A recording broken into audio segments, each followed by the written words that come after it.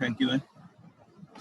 तो इस तरह हमें कोई 6-7 डेटा स्ट्रक्चर पढ़ने हैं। तो ये एरे को अभी हमने पिक किया। अब क्यों एरे को पिक किया, डेटा स्ट्रक्चर क्या होता है, लास्ट क्लास में बड़ी डिटेल में डिस्कस किया था। तो अब हमें सबसे पहले एरे का इंट्रोडक्शन पढ़ना है। एरे का इंट्रोडक्शन हमने पढ़ लिया था कि एरे बेसिकली एक लीनियर टाइप डेटा स्ट्रक्चर है और इसमें बेसिकली हम किसी भी इसके सेल को डायरेक्टली एक्सेस कर सकते हैं। किस तरह से, ये आपको मैंने लास्ट क्लास में बताया था, यहाँ लिखा हुआ भी नजर आ रहा होगा कि अगर डेटा के नाम से कोई एरे है, अगर डेटा के नाम से कोई एरे है तो आप जो है उस किसी भी सेल को डायरेक्टली एक्सेस कर सकते हैं फॉर डेटा कॉपी या इंसर्ट के लिए। जैसे डेटा वन का मतलब है पहली लोकेशन पे डेटा को अगर कॉपी करना चाहते हैं तो 247 इसमें इस जगह पे कॉपी हो जाएगा। अगर डेटा 3 पे चाहते हैं तो डेटा 3 पे 249 कॉपी हो जाएगा। आपकी मर्जी, आप जो भी कॉपी करें, और ज़रूरी नहीं है कि आप सिक्वेंशियल ऑर्डर में करें, आप किसी भी जगह पे कॉपी कर सकते हैं। और सिक्वेंशियल ऑर्डर में सब में कॉपी करना हो तो फॉर के लूप से करते हैं हम। ये बात भी आपने देखी थी, ये कि अगर देखा जाए तो हमने बेसिकली ये फॉर का लूप चलाया था और फॉर के लूप से जो है वो आपने कहा कि इंटीजर x6 साइज का एक एरे हमने इनिशियलाइज किया, और क्योंकि लोकेशन 0 से होती है तो 0 से 5 तक चलेगा ये, और उसके हर लोकेशन पे जे लोकेशन, यानी जे जो यहाँ से आ रहा है, इसकी हर लोकेशन पे स्पेसिफिक डेटा। ये इसका इंट्रो था। ये जो यहाँ लिखा है ना मैंने, पहला पार्ट इंट्रो हमें पढ़ना है, तो ये इंट्रो हमने पढ़ लिया था। दूसरा part memory representation. Memory representation भी हमने ऑलमोस्ट पढ़ ली थी, और इसमें बताना सिर्फ ये था कि जब आप कोई एरे इनिशलाइज करते हैं, यानी मिसाल के तौर पे जब आपने ये वाली लाइन लिखी, ये लाइन लिखी, तो इस लाइन को जब एग्जीक्यूट करेगा कंपाइलर, क्योंकि हर लाइन को कंपाइलर एग्जीक्यूट करता है, तो इस लाइन को जब एग्जीक्यूट करेगा इसका मतलब है आप ये चाहते हैं कि मेमोरी में कोई 6 स्पेसेस मिल जाए जो कि एरे की शक्ल में। एरे हमेशा कंटीजियस होता है और हमारे देखने के लिए उसका इंडेक्स जो है वो बेसिकली कंसेक्यूटिव फॉर्मेट के अंदर होता है। तो ये जो आपको पार्ट नजर आ रहा है, जब ये लाइन एग्जीक्यूट होगी तो इसका काम क्या होता है कि कंपाइलर ऑपरेटिंग, क्योंकि कंपाइलर डायरेक्टली मेमोरी को एक्सेस नहीं करता, वो बेसिकली ऑपरेटिंग सिस्टम से कंसर्न करता है, और उसके साथ मिलके जो है वो मेन मेमोरी में, जो आपकी मेमोरी आपके पास एग्जिस्ट करती है, इसके अंदर बेसिकली एक ऐसा एरे कंटीजियस फॉर्म में ऐसी जगह ढूंढता है जहाँ पे उसको 6 सेल मिल जाए। इस तरह के 6 सेल्स जो है वो वहाँ पे उसको मिल जाए, 1 2 3 4 5 और ये 6। ठीक है। अब ये डिपेंड करता है कि ये इंटीजर है और किस लैंग्वेज का है।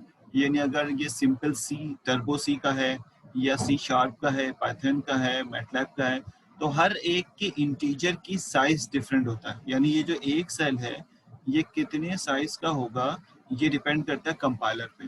ठीक है ना, कंपाइलर हर लैंग्वेज के कंपाइलर ने अपनी मर्जी से इसके सेल का साइज रखा हुआ है। अगर मैं टर्बो सी की बात करूं तो टर्बो सी इसके एक सेल की लेंथ 2 बाइट रखता है। ठीक है। और अगर सी शार्प की बात करें तो सी शार्प मेरा ख्याल है 4 बाइट या 8 बाइट रखता है। तो इसका मतलब ये हुआ कि ये इस तरह से 2-2 बाइट करके आगे की तरफ बढ़ रहे होंगे। ठीक है। तो ये जो हमारे पास एरे की एक्सेसिंग है, यानी एरे को जो हम एक्सेस करते हैं, वो तो यूं करते हैं कि अगर इसका नाम एक्स है तो हम कहते हैं कि एक्स ऑफ 3 पे जाओ और जाके जो है वो 45 स्टोर कर दो, या फिर ए बी सी में एक्स ऑफ 1 का डेटा कॉपी कर लो। यानी इसका मतलब ये है, हम ये चाहते हैं यहाँ पे जो मैंने अभी लाइनें लिखी हैं, इन दोनों का मतलब ये है कि आप जो है वो 45 को उठा के जो है वो यहाँ पे कॉपी कर रहे हैं, या फिर इस जगह का डेटा जो है वो भी। अब सवाल ये है कि ये मैंने जो 3 लिखा है, क्या कंपाइलर बाद में मेमोरी से किसी डेटा को लाने के लिए 3 ही को देखेगा? तो ये बात सही नहीं है, क्योंकि मैंने आपको लास्ट क्लास में बताया था कि जब कोई एरे मेमोरी में जाके रखा जाता है, तो जब हम मेमोरी को इनिशलाइज करते हैं, यानी जब कंप्यूटर रन होता है, तो मेमोरी की अपनी एक एड्रेसिंग होती है और वो एक एक बाइट की होती है। यानी ये जो मैंने इसको जिगजैग बनाया ना, इसका मतलब है मेमोरी ऊपर की तरफ मजीद भी है और ये नीचे। ये मैंने कोई बीच का रीजन कहीं पे बना दिया अपने देखने के लिए।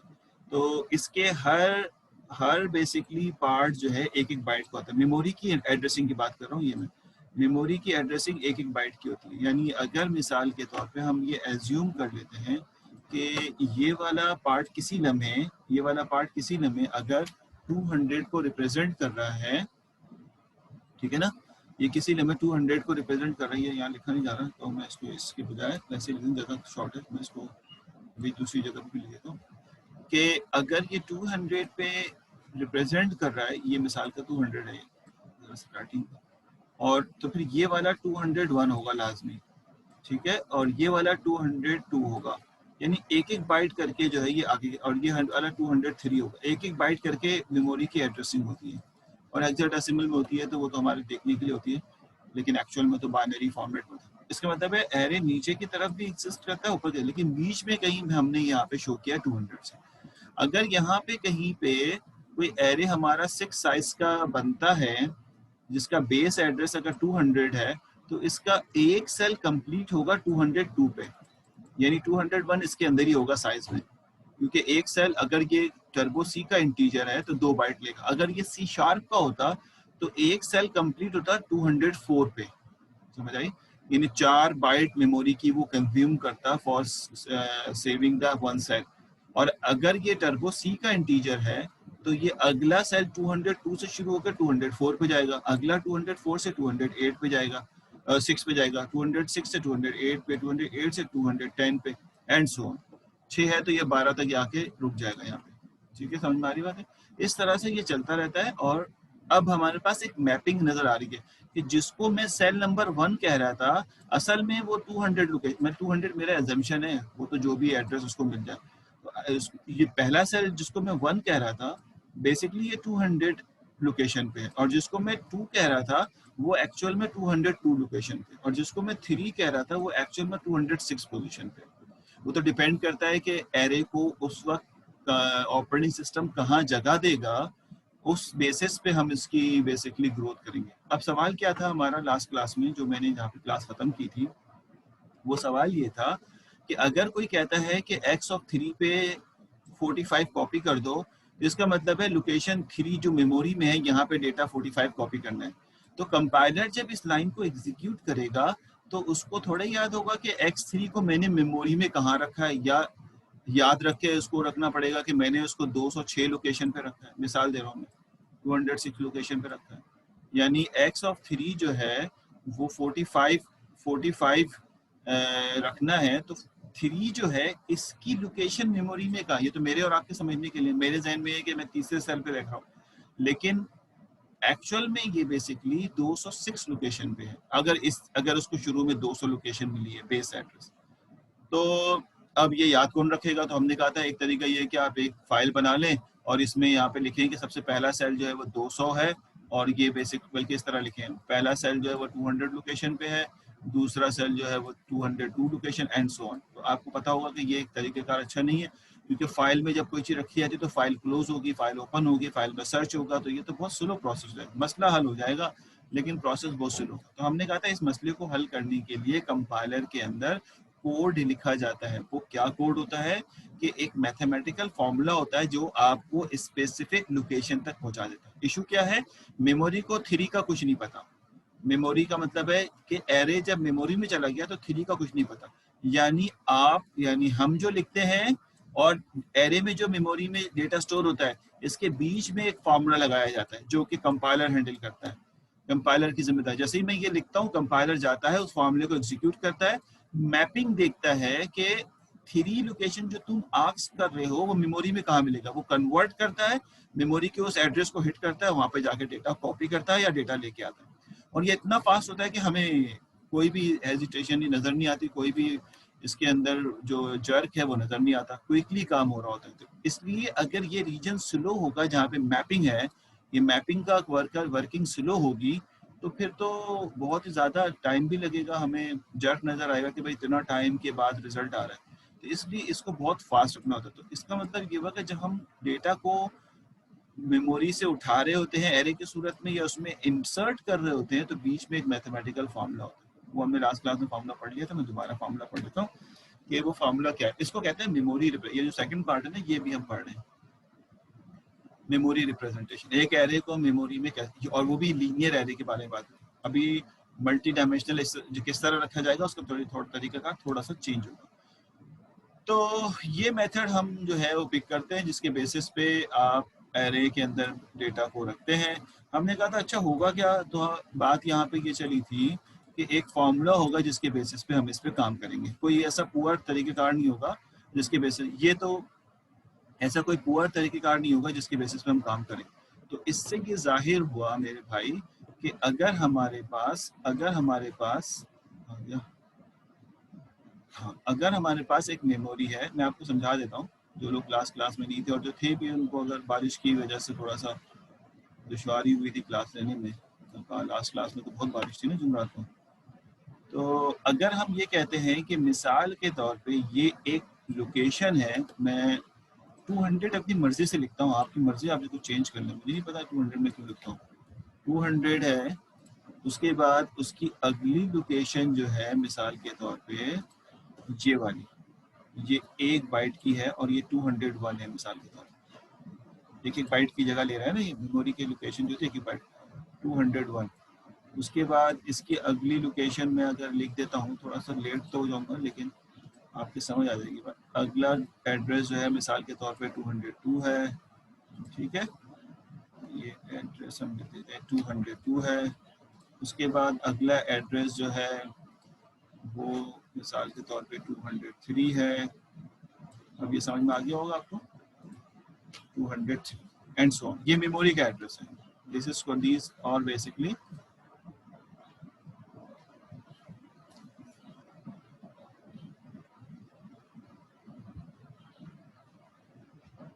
मेमोरी एड्रेस है, ठीक है, ये सारे के सारे मेमोरी एड्रेस है। अच्छा, अगर कोई आदमी ये कहता है कि हम यहाँ पर एक एरे बनाते हैं, ठीक है, एरे कुछ इस तरह का है कि ये एक एरे है और वो उसका बेस जो है वो 200 से शुरू हो रहा है। और यार ये एरे भी बड़ा, ठीक है, 200 से बेस शुरू है, यानी इसका बेस जो है 200। और हमने इसके लिए जो कोड लिखा था टर्बो सी में, वो लिखा था इंटीजर एक्स ऑफ 5, मिसाल है। इसका मतलब है एक इंटीजर टाइप 5 साइज का एक एरे हमें, 5 साइज का मतलब ये हुआ कि अगर ये टर्बो सी में लिखा हुआ है तो हर साइज 2 बाइट का होगा। तो पहला जो है वो 200 से अगर उसको जगह मिली तो ये खत्म होगा पहला सेल 202 पे, सही है। फिर अगला सेल 202 से शुरू होगा और 204 पे खत्म होगा। उसके बाद अगला सेल 204 से शुरू होगा और 208 पे खत्म होगा, 6 पे। फिर 206 से 208 पे और 208 से 210, यानी ये ऊपर वाली जगह नहीं थी, यहाँ पे जाके खत्म हो जाएगा 210 पे जाके, ये बेसिकली फाइनल हो जाएगा। और उसको जाएगा कहाँ तक, ये 212 तक जाएगा, लेकिन जो बेस होता है वो बेसिकली इसका एड्रेस होता है, ऊपर वाले टॉप को नहीं कहते। ये बेसिकली एक तरीकेकार है। अब हमने ये कहा कि कंपाइलर जब ये काम, गौर सुनना, कंपाइलर जब ये काम करता है, जो हमारे समझने के लिए नहीं भी है, कंपाइलर जब ये काम करता है तो वो अब ये सोचता है कि मैं जब इस एरे को इनिशियलाइज कर रहा हूँ तो इसका सिर्फ बेस एड्रेस स्टोर कर लूँ इंस्टेड ऑफ के हर सेल का एड्रेस स्टोर करूँ। और जहाँ पे ये बेस एड्रेस स्टोर करता है वो सिंबल टेबल कहलाता है, कंपाइलर, ठीक है। ये आपके रेंज से बाहर है लेकिन मैं सिर्फ बता रहा हूँ, क्योंकि कंप्यूटर साइंस के स्टूडेंट है तो रेंज से बाहर हो ना हो तो हमारी जानकारी। कंपाइलर विल स्टोर, या compiler store the store only base address of array in symbol table, ठीक है। ये बात याद रखना कि कंपाइलर सिर्फ और सिर्फ सिंबल टेबल की में होता क्या है, सिंबल टेबल कंपाइलर का एक बहुत ज़बरदस्त डेटा स्ट्रक्चर है जो कंपाइलर यूज़ करता है, उसमें हर एक की इंफॉर्मेशन रखता है।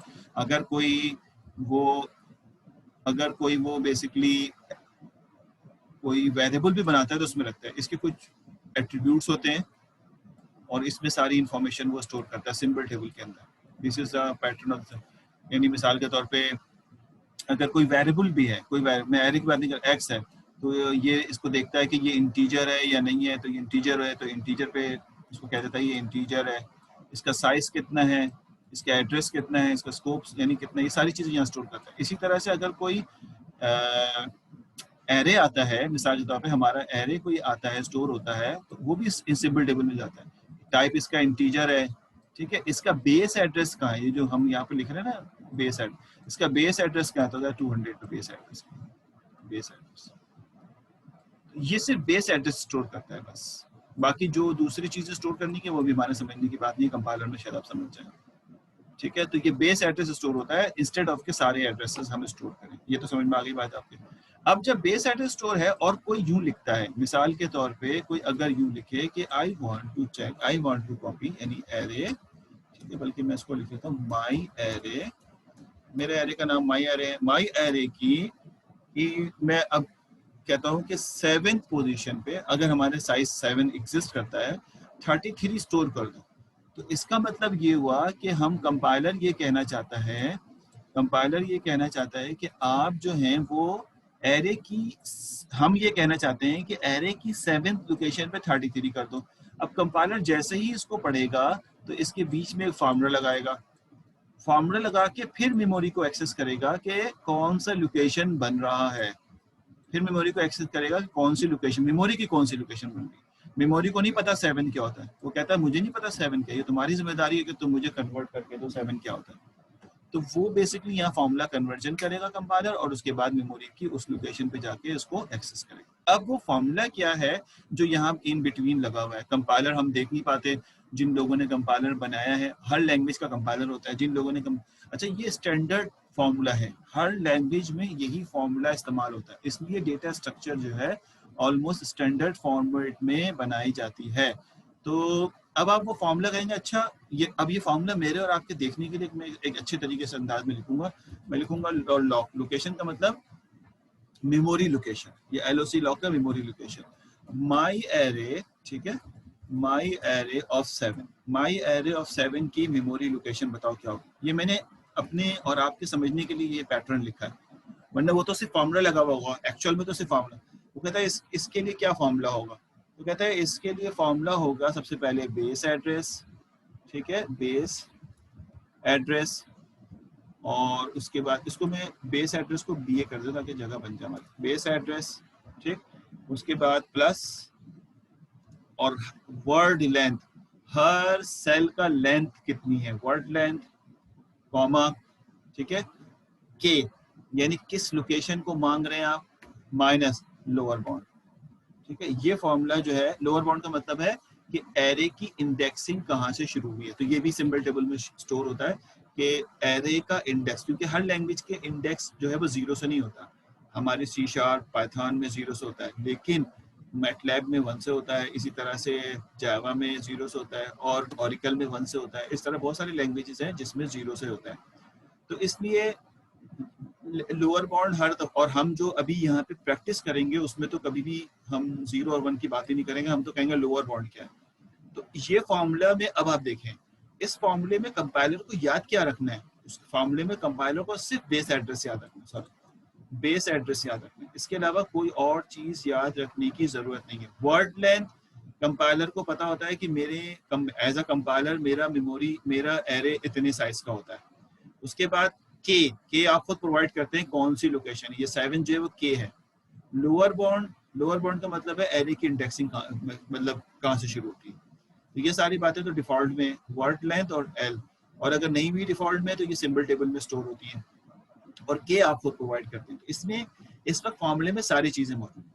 अगर कोई पूछता है कि इसका एड्रेस 7 का कहाँ होगा, तो आप कहेंगे चलो मैं बता देता हूँ, अभी 1 मिनट की बात है कि अगर मिसाल के तौर पे बेस एड्रेस जो है वो 200 है, मिसाल के तौर पे सब सारा गेम बेस एड्रेस का, वर्ड साइज अगर 2 है, हम 7 की बात कर रहे हैं, और अगर ये 1 से शुरू हो रहा है, ठीक है, 1 से शुरू हो रहा है, इंडेक्स अगर लोअर बाउंड यानी इंडेक्सिंग अगर 1 से शुरू हो रही है, एरे की इंडेक्सिंग अगर 1 से शुरू हो रही है, तो ये फॉर्मूला लगाओ और आंसर निकाल लो। क्या आंसर आएगा इसका, इसका आएगा 7 में से 1 माइनस करेंगे 6, 6 को 2 से करेंगे 12, और 200 में ऐड करेंगे 212, यानी इसका मतलब ये हुआ कि ये वाला जो 7 है ये इस वक्त मेमोरी की 212 लोकेशन है। तो इतना फास्ट होगा ये, क्योंकि फार्मूला है ये फार्मूले के बेसिस पे सॉल्व कर रहे हैं, कोई हम ढूंढने तो नहीं जा रहे किसी चीज को, तो ये इतना फास्ट होगा कि आपको कोई चीज जर्क के तौर पे या इस तरह नजर नहीं आएगी, और हम इसको आसानी हासिल कर लेंगे। और आप एग्जाम में भी अगर ये सवाल आता है तो बिल्कुल सही हमारे, तो अगर साकिब भी सही बताएं, अगर आप एग्जाम में भी सवाल आता है तो आप आसानी उसको सॉल्व कर सकते हैं। फॉर्मूला किसी किस्म का नहीं दिया जाता, आपको फॉर्मूला याद होना चाहिए as a computer scientist, internal mechanism पता होना चाहिए एज अ कंप्यूटर साइंटिस्ट।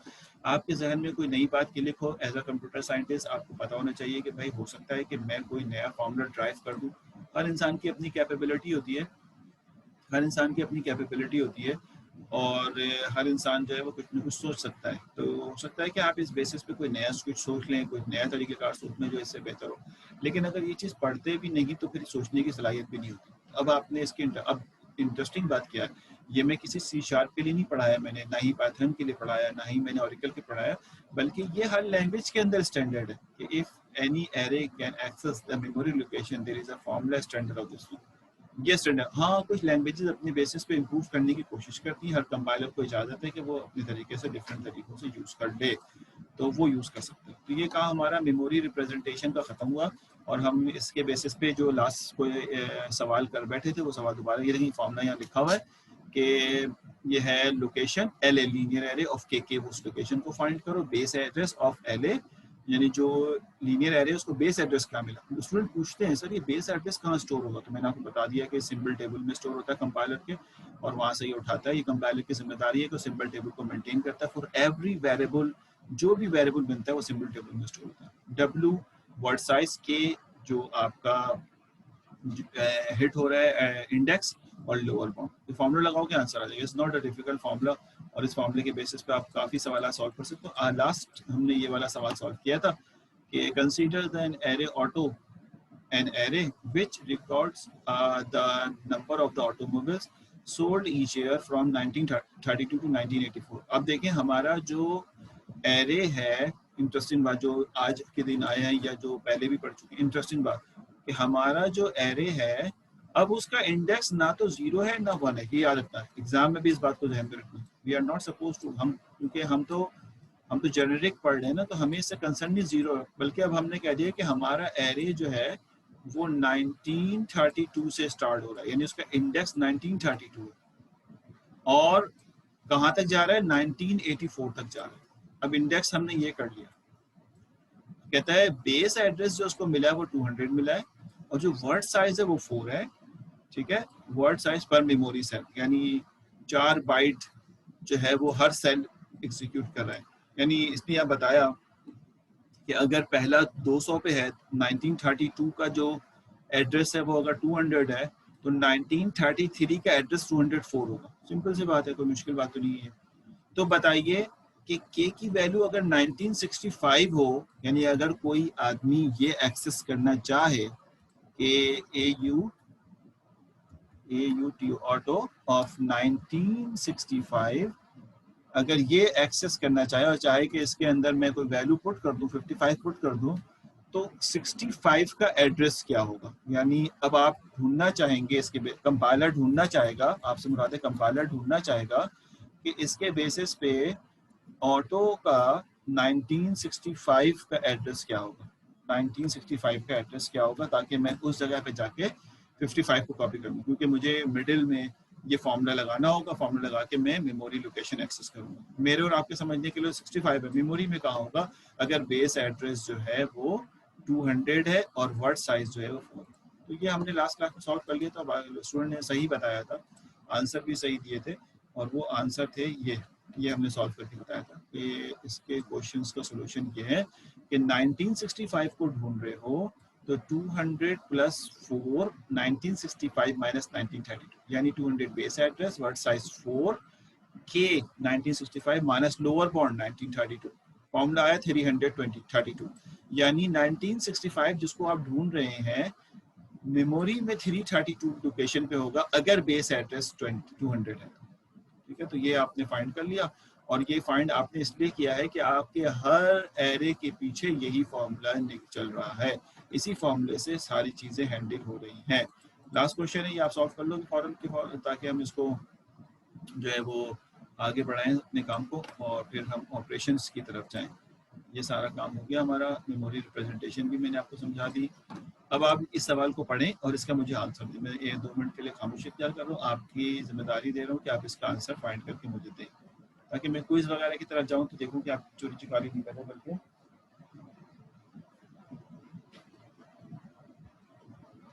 चलो सॉल्व आंसर का वेट करो। वेरी गुड साकिब साहब, वेरी गुड वेरी गुड। मेरा ख्याल है कि ये ठीक है, या तो मुझे, क्योंकि मेरे पास आंसर लिखा हुआ नहीं है लेकिन मेरे जहन में आ रहा है कि ये आंसर ठीक है। अभी एक दो स्टूडेंट और देंगे तो समझ आ जाएगा। साकिब ने बिल्कुल ठीक आंसर दिया है। नेक्स्ट आंसर का इंतजार कर रहा हूँ। मुजम्मिल तुम्हारा 12 गलत आ रहा था, 212 आंसर होगा पहले वाले। इसका आंसर तो क्या होगा?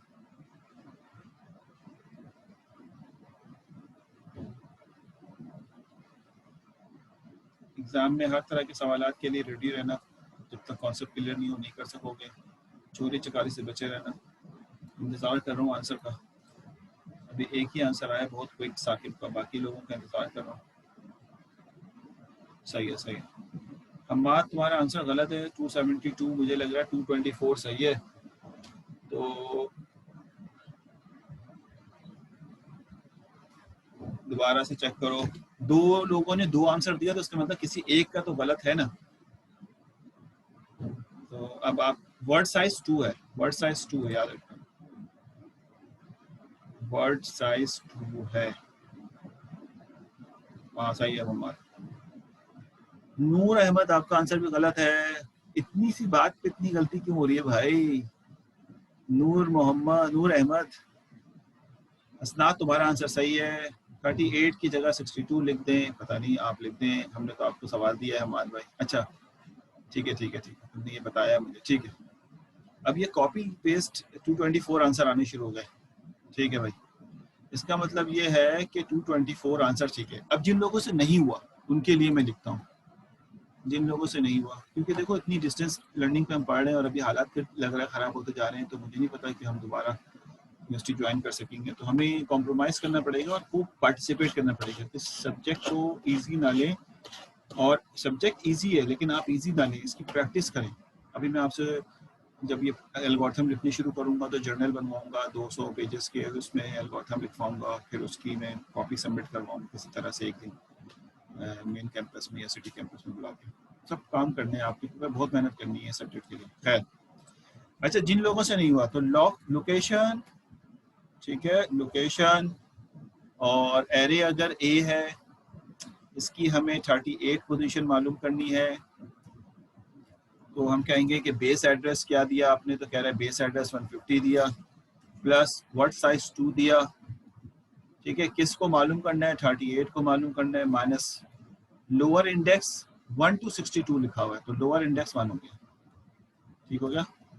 तो इस बेसिस पे जो फाइनल आंसर आपका आएगा वो आ जाएगा मेरे भाई 150, ठीक है, प्लस 38 माइनस 137, 2 इंटू 37, 2 इंटू 37 कितना होता है भाई? 60 और 74, 74 है ना? नहीं सही सही कर रहा हूँ तो बता देना। और उसके बाद जी जी जी सही, थैंक यू। उसके बाद इनको जब ऐड करेंगे तो 224 ये आपके पास जो है, यस बिल्कुल। तो ये सवाल का आंसर आ गया। इसका मतलब है क्या? मतलब ये है कि जो 38 लोकेशन इंडेक्स में और आप बोल रहे थे ना कि 38 लोकेशन ढूंढो, तो 38 लोकेशन बेसिकली मेमोरी में 224 जगह पे। ये बात बिल्कुल सही है, मेरे ख्याल समझ आ गया। मैं जब आपसे क्विज लूँगा और जब आपको असाइनमेंट दूंगा तो इसमें और सवाल सॉल्व होंगे। तो इंशाल्लाह जब अगर आपको आज क्विज दे देता हूँ या नेक्स्ट क्लास में क्विज देता हूँ, ये हम आखिर में डिसाइड करेंगे। तो इसका तरीक़ाकार ये होगा कि मैं क्विज अपलोड कर दूंगा गूगल क्लासरूम और LMS में, और आपको आज 12 बजे तक का टाइम दे दूंगा, और फिर आप जो है वो उसको सबमिट कर देंगे without any hesitation, without any copy. बिल्कुल कॉपी को मैं कंसीडर ही नहीं करता। जहाँ मुझे दो चीज़ें एक जैसी नज़र आती है मैं उसको वहीं पे जीरो कर देता हूँ, फिर वाई ले लेता हूँ। तो आप बिल्कुल अपने जहन में रखें कि कॉपी का कॉन्सेप्ट बिल्कुल, चीटिंग का कॉन्सेप्ट बिल्कुल जहन से निकालें। जो करें खुद करें। इवन कि लास्ट क्लास में, लास्ट सेशन में जिन्होंने कॉपी करवाई उन्होंने बहुत झगड़ा किया मुझसे कि सर मैंने नहीं कराई, मैंने नहीं कराई। मैंने फिर उनको बुलाया, उनकी कॉपी दिखाई, जिसने कॉपी की उससे एक्सेप्ट करवाया, तो उसने कहा हाँ सर गलती हो गई, मैं झूठ भी बोला। इस तरह वजह इतनी ज़्यादा गैप में जाने की ज़रूरत ही नहीं है। हम मुसलमान हैं, हमें सब, और जिस भी तबके से हैं मुसलमान नहीं भी जो लोग, तो वो बेसिकली जिस जिस भी मज़हब से, झूठ बोलने का तो कहीं भी कॉन्सेप्ट नहीं है। अच्छा जी, आइए, ये टॉपिक खत्म हुआ, मैं इसको अनशेयर कर रहा हूँ, दूसरा शेयर कर रहा हूँ। आइए, ये आ गया, ठीक है, नेक्स्ट क्लास में ले लेंगे, आपकी बात मान लेते हैं। अच्छा देखिए, अब हमारे पास जो 3-4 मेथड थे, मैं ये बात बार बार लिख रहा हूँ, हम अभी एरे को पढ़ रहे हैं, डेटा स्ट्रक्चर एरे पढ़ रहे हैं। मैंने आपसे कहा था कि हम जो डेटा स्ट्रक्चर पढ़ेंगे उसमें सबसे पहला जो डेटा स्ट्रक्चर होगा वो होगा एरे, आपको याद होगा। अब इसमें 2-3 एरे हैं, लीनियर है, मल्टी डायमेंशनल है। दूसरा हम पढ़ेंगे लिंक्ड लिस्ट, तीसरा हम पढ़ेंगे स्टैक, चौथा हम पढ़ेंगे क्यू, पांचवा हम पढ़ेंगे ट्रीज, 6 हम पढ़ेंगे ग्राफ। और अगर हमें टाइम मिल गया, हमारे साथ सपोर्ट किया वक्त ने, तो हम पढ़ेंगे हैश। ठीक है, ये हमारा टारगेट है, जो कि हमारे डेटा स्ट्रक्चर कहलाते हैं। जो लोग पहली क्लास में थे उनके लिए बता रहा हूँ, और जिन्होंने अभी तक वीडियो भी नहीं देखी उनको बता रहा हूँ कि ये डेटा स्ट्रक्चर, इसमें से भी हम पहली पोजीशन पे। अब सोचें हर एक में हमें जो वे ऑफ स्टडी है वो बेसिकली है। मैं इसलिए लिखता हूँ कि स्टूडेंट को क्लियर हो कि हम पढ़ेंगे क्या। स्टूडेंट पता ही नहीं, हम पढ़े जा रहे हैं। अब उसको पता होगा कि एरे खत्म होगा तो लिंक्ड शुरू होगा, स्टैक शुरू होगा, क्यू शुरू होगा, ट्री शुरू होगा, ग्राफ होगा, उसको अब ये पता है। और हर एक में हमारे पास क्या होगा, इंट्रोडक्शन, क्योंकि मेमोरी रिप्रेजेंटेशन इसलिए कि हर डेटा स्ट्रक्चर मेमोरी में होता है, कोई डेटा स्ट्रक्चर हार्ड डिस्क में नहीं होता, सारे डेटा स्ट्रक्चर मेमोरी में होते हैं। Whenever you wants to apply any kind of the operation, you have to fetch your data structure in the memory, then you can apply the any kind of the operation. So we should know that the memory structure of a specific data structure. It is not essential that one data structure is in a one time in the memory. There are several data structure you can reside in the memory. So memory is a very huge. You can put the different data structure in your memory. तो इसलिए हमें memory representation भी पढ़नी है हर data structure. तीसरा जो है वो बोर हो जाओगे तुम लोग ये देख देख के। तीसरा जो है वो है ऑपरेशन, और चौथा जो है वो टाइम कॉम्प्लेक्सिटी। ठीक है, अब सोचो इसमें जो ऑपरेशन है ना, ये जो ऑपरेशन मैंने लिखा, इसकी भी बड़ी जबरदस्त किस्म की काइंड्स हैं। ऑपरेशन की भी 3-4 काइंड्स हैं, उसमें 2-3 मैं लिख देता हूँ बाकी। पहला है ट्रैवर्सिंग, बड़ा इंपॉर्टेंट है। दूसरा है इंसर्शन, तीसरा है डिलीशन, चौथा है क्या है भाई, सर्चिंग, मैं इसके आगे लिख रहा हूँ। फिफ्थ है सर्चिंग के बाद सॉर्टिंग, सिक्स्थ है, सिक्स क्या होना चाहिए भाई, स्प्लिटिंग, स्प्लिटिंग एंड मर्चिंग। ठीक है, ये कुछ ऑपरेशंस हैं जो हमें अप्लाई करने हैं मेरे भाई। देखो कितनी बड़ी एकदम फॉरेन के फॉरेन स्ट्रक्चर सामने आ गया। Whenever you are going to apply the data structure, we have to know that these are the basically work flow of our course outline. इसको 4 महीने में पढ़ना है। अब जितना भी पढ़ लें, हम जितना ज्यादा पढ़ेंगे उतना फायदा। अब मैंने कहा एरे, तो एरे के अंदर हम इन 4 चीजों को पढ़ेंगे। 2 चीजें पढ़नी, ऑपरेशन, ऑपरेशन का मतलब है हर ऑपरेशन के अंदर 6 टास्क हैं। लेकिन इंटरेस्टिंग बात यह है कि हर डेटा स्ट्रक्चर के ऊपर 6 के 6 ऑपरेशंस नहीं लगाए जाते। जैसे लिंक लिस्ट है, तो लिंक लिस्ट में सिर्फ 2 ऑपरेशन होते हैं, इंसर्शन डिलीशन, बाकी किसी किस्म का कोई ऑपरेशन नहीं होता। जैसे क्यू है, तो क्यू में सिर्फ 2 ऑपरेशन होते हैं, इंसर्शन डिलीशन, बाकी कोई ऑपरेशन नहीं होता। एरे है, एरे में सारे ऑपरेशन होते हैं, लेकिन जो इंपॉर्टेंट ऑपरेशन है वो ट्रैवर्सिंग है, सर्चिंग और सॉर्टिंग है। इंसर्शन डिलीशन होता है लेकिन कंसीडर नहीं करते। इसी तरह लिंक लिस्ट है, लिंक लिस्ट में सारे ऑपरेशन अप्लाई होते हैं, लेकिन सिर्फ और सिर्फ जो मेजर काम होता है वो इंसर्शन डिलीशन का होता है, एंड सो ऑन। जब हम बारी बारी जाएंगे तो उस पर हम बात कर रहे हैं। तो इस वक्त हम एरे पढ़ रहे हैं, एरे के 2 पार्ट हमने पढ़ लिए। अब ऑपरेशन, तो ऑपरेशन में सबसे पहला ऑपरेशन कौन सा पढ़ेंगे आप? अब आपके सामने, आपको किसी किस्म की कंफ्यूजन नहीं है कि अब हम, अच्छा ये 1 मिनट रह गया, दोबारा ज्वाइन कर लेना है मीटिंग को इसी एड्रेस, और हमेशा इसी एड्रेस पे ज्वाइन, यानी इसको अपने पास सेव कर लो किसी नोटपैड वगैरह में। मेरी आईडी हमेशा ऑलमोस्ट यही रहेगी, बार बार चेंज करने की जरूरत नहीं। अच्छा, मैं आपको बता रहा था कि ऑपरेशन में हम सबसे पहले ट्रैवर्सिंग को डिस्कस करेंगे, फिर इंसर्शन को करेंगे, फिर डिलीशन को करेंगे, इंसर्शन डिलीशन के नुकसानात पढ़ेंगे, फिर सर्चिंग सॉर्टिंग पढ़ेंगे। यानी 4 ऑपरेशन। थोड़ा सा टाइम लगेगा हमें, 2-3 वीक लगेंगे, 2 वीक यानी आज का वीक और अगला वीक हमें लगेगा जो हम इन चारों ऑपरेशन को पढ़ सकें। फिर हम जाके मल्टी डायमेंशनल एरे पे जाएंगे, यानी 3 वीक में हम कंप्लीट कर सकेंगे। अच्छा मेरे भाई, फॉर्मूला समझा दे मुजम्मिल साहब, कहाँ घूम रहे हो तुम? फॉर्मूला फिर समझा देते हैं भाई एक दफ़ा आपके कहने पे। देखो कहता है लोकेशन का मतलब है मेमोरी लोकेशन, माई एरे का मतलब है आप जो एरे चाहते हैं उसकी इंडेक्स, फिर कहता है बेस एड्रेस, बेट एड्रेस, फिर प्लस व्हाट साइज ब्रैकेट, ठीक है। उसके बाद वो के जो आपने दिया वो वाला के, फिर माइनस लोअर बाउंड। ये बेसिकली फॉर्मूला। अब इस फॉर्मूले में कोई ऐसी चीज़ नहीं है जो हमें पता ना हो और हम इस्तेमाल करें। एग्जाम में आपको सारी चीज़ें दी जाएंगी, आप ढूंढने की आपको जरूरत नहीं होगी। आपको इंडेक्स नंबर के की तलाश है मेमोरी में, इंडेक्स नंबर के की तलाश है मेमोरी में। तो इसके लिए